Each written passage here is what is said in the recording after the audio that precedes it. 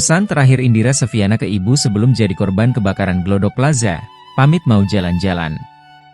Sebelum menjadi korban kebakaran Glodok Plaza Mangga Besar Jakarta Barat, pramugari Indira Seviana Bella 25 tahun sempat berpamitan kepada ibunya. Ini diceritakan oleh kakak sepupu Indira yang bernama Diah.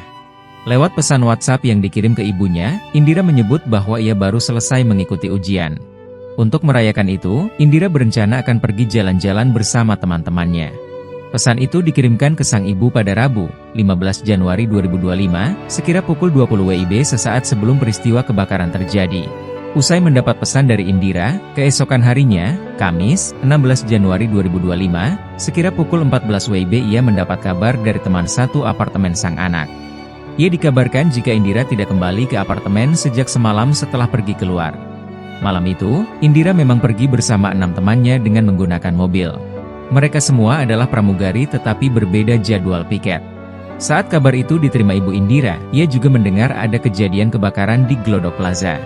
Keluarga Indira pun langsung melaporkan kejadian yang dialami anaknya. Ibu Indira juga sudah mendatangi Glodok Plaza namun belum ada kabar terkait kehadiran sang anak. Kemungkinan saya akan ke RS Polri karena ada kabar bahwa beberapa korban ditemukan di sana, kata dia.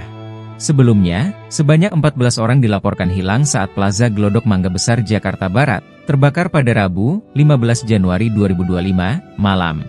Dari 14 orang tersebut, 2 pramugari dilaporkan hilang. Belum bisa dipastikan hilangnya 2 pramugari tersebut terkait peristiwa kebakaran Plaza Glodok atau bukan. Pihak berwenang hingga kini masih mengidentifikasi beberapa jenazah yang terbakar. Petugas juga masih melakukan penyisiran di Plaza Glodok untuk mencari para korban. Download Tribun X sekarang, menghadirkan lokal menjadi Indonesia.